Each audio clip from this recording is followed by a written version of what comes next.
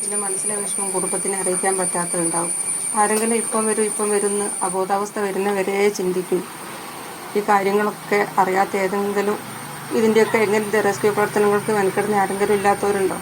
എത്രയും പെട്ടെന്ന് അവർക്ക് നീതി കിട്ടാൻ വേണ്ടിയിട്ട് 2 ദിവസം അശ്രദ്ധ തന്നെ കാണിച്ച്, പിന്നെ കാട്ടിൽ മോൻ ഉണ്ടാവും എന്നുള്ള വിചാരത്തിൽ ഞങ്ങളെയും കൂടെ എന്നാലും പോലീസിലൊക്കെ അറിയിച്ച് അവരൊക്കെ വേണ്ട തരത്തിൽ ചെയ്യുമെന്ന് വിചാരിച്ചിട്ടാണ് ഞങ്ങൾ ഈ കാര്യങ്ങൾക്ക് ആ 2 ദിവസം ഉദ്യോഗസ്ഥന്മാരെ വിശ്വസിച്ച് വിട്ടുകൊടുത്തത്. പിന്നെ ഞങ്ങൾ അതിന് അനക്കം വരുന്നില്ല എന്ന് കണ്ടിട്ടാണ് ഇമ്പളെ MP സംസ്ഥാനത്തെ ഭരണമായിട്ടുള്ള ആളുകളായിട്ട് ബന്ധപ്പെട്ടിട്ട് അതിനുശേഷമാണ് അവിടേക്ക് ഒരു ഇളക്കം വരുന്നത്. ഈ ഇളക്കം പറയാമെന്നല്ലാതെ അവിടെ ഒന്നും സംഭവിക്കുന്നില്ല. മോൻ കുടുങ്ങിയെന്ന് പറയുന്ന മൺകൂന ഉള്ള സ്ഥലത്ത് എത്രയോ ട്രക്കുകൾ വിശ്രമിക്കുന്ന സ്ഥലമാണ്. അവിടെ റോഡിൻ്റെ മറു സൈഡിൽ ഹോട്ടലിൻ്റെ അടുത്ത് ഒരു 3 വണ്ടിയും ഒരു ട്രക്കും മറ്റ് ചെറിയ 2 വണ്ടികളും ഭക്ഷണം കഴിക്കുന്ന അവിടെ മാത്രം ശ്രദ്ധ പോയി. ഇപ്പുറത്ത് 15ലധികം ആളുകളും 5-6 വണ്ടികളും ഉണ്ടെന്ന് ദൃക്സാക്ഷി പറയുന്നത് അന്നത്തെ നൈറ്റിൽ ഓടിയ അവിടുത്തെ കന്നഡ വാർത്തയിൽ ഞാൻ കണ്ടാണ്. അതിപ്പം നമുക്ക് വാർത്തയിൽ നിന്ന് എടുക്കാൻ പറ്റും ആ ക്ലിപ്പ്. പിന്നെ അതൊക്കെ കണ്ടിട്ട് ഒരാളും അതൊന്നും ശ്രദ്ധിച്ചില്ല. ദൃക്സാക്ഷി പറഞ്ഞതുപോലെ അവിടെ ശ്രദ്ധയിൽ പോയില്ല. ഇത്രയും ജീവനുകൾക്ക് യാതൊരു വിലയില്ല. ഇവിടെ പരാതി അവിടെ രാത്രി 10:30 ഞങ്ങൾ വിളിച്ചിട്ട് അവിടുത്തെ പോലീസ് സ്റ്റേഷനിൽ അങ്കോള സ്റ്റേഷനിൽ അറിയിക്കുന്ന സമയത്ത് അവർ പറയുന്നത് നേരത്തെ തന്നെ ഞങ്ങൾക്ക് വാഹനത്തിൻ്റെ ഉടമ ഇങ്ങനെയൊരു പരാതി തന്നിട്ടുണ്ടെന്ന്. പിന്നെ ഞങ്ങൾ ഫോട്ടോ ഒക്കെ അയച്ചു കൊടുത്ത് കാര്യങ്ങൾക്കൊന്നും ഒരു മൂവ്മെൻറ്റും വരുന്നില്ല.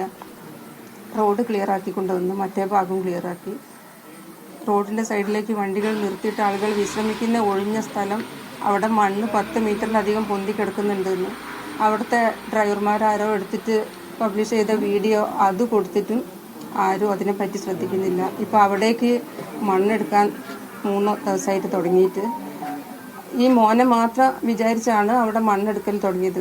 അവിടെ വാഹനങ്ങൾ വേറെ കിട്ടുന്നുണ്ട്, ബോഡികൾ കിട്ടുന്നുണ്ട്, ഒന്നും പുറംലോകം അറിയുന്നില്ല.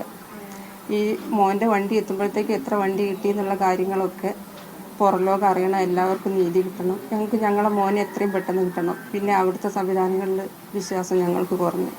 ഒന്നുകിൽ പട്ടാളത്തിനെ ഇറക്കുക, അല്ലെങ്കിൽ കേരളത്തിലെ സന്നദ്ധരായ ജനങ്ങളെ വിടാൻ വേണ്ടിയിട്ട് അത് ചെയ്യാൻ വേണ്ടിയിട്ടുള്ള സമ്മതം ഒരു കൊടുക്കുക.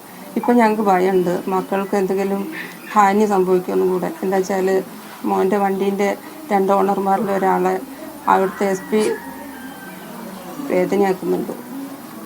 അപ്പോൾ ഇവിടുത്തെ മക്കൾക്കൊക്കെ ഒരു ഭയപ്പാടും കൂടെ ഉള്ളതാണ്. ഈ ഒരു ഭീകരാന്തരീക്ഷം കൂടിയാണ്. അവിടെ മറ്റ് കമ്മ്യൂണിക്കേഷനൊക്കെ ഒരു എന്താ വെച്ചാൽ ഭാഷേൻ്റെ വിഷയമുണ്ട്.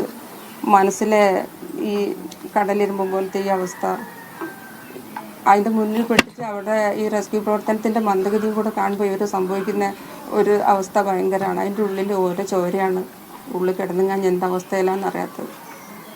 ഇപ്പോൾ ജീവനോടുണ്ടോയെന്ന് പോലും എല്ലാവരും പറയുന്നുണ്ട് സേഫ് വണ്ടിയാണെന്ന്. പക്ഷേ ഇപ്പം ജീവനുണ്ടോയെന്ന് പോലും മനസ്സിലാകുന്നില്ല. എൻ്റെ മനസ്സിൽ എന്താ അവസ്ഥ എന്ന് എനിക്ക് പറയാൻ പറ്റുന്നില്ല. ഇങ്ങനെയൊക്കെ അല്ലാതെ എനിക്ക് പറയാൻ പറ്റില്ല. എത്രയും പെട്ടെന്ന് ഓര് ചെയ്യാൻ പറ്റില്ല, ഓര് ചെയ്യണ്ട. ഇവിടെ കേരളത്തിലെ ആളുകളെ വിടാനുള്ളൊരു അനുഭവം കൊടുക്കുക, അല്ലെങ്കിൽ പട്ടാളത്തിനെ ഇന്ന് മുതൽക്ക് അവിടെ ഇത് കിട്ടുന്നവരെ മുഴുവനാകുന്നവരെ ഇത് നിർത്തിവെക്കാനും പാടില്ല. അവിടുന്ന് കിട്ടിയ വണ്ടികളെക്കുറിച്ചും അവിടുന്ന് കിട്ടിയ ബോഡികളെക്കുറിച്ചും പുറംലോകത്തിനെ അറിയിക്കാനും കൂടെയുള്ള എല്ലാവർക്കും നീതി കിട്ടണം. എത്രയോ വീട്ടുകാർ ഇപ്പോൾ ആൾക്കാർ അവിടെ കുടുങ്ങി കിടക്കുന്ന അറിയുന്ന പോലുമില്ല. എത്ര ബോഡി കിട്ടി, അവിടെ എത്ര വണ്ടി കിട്ടി, ഇതെല്ലാം പുറംലോകം അറിയണം.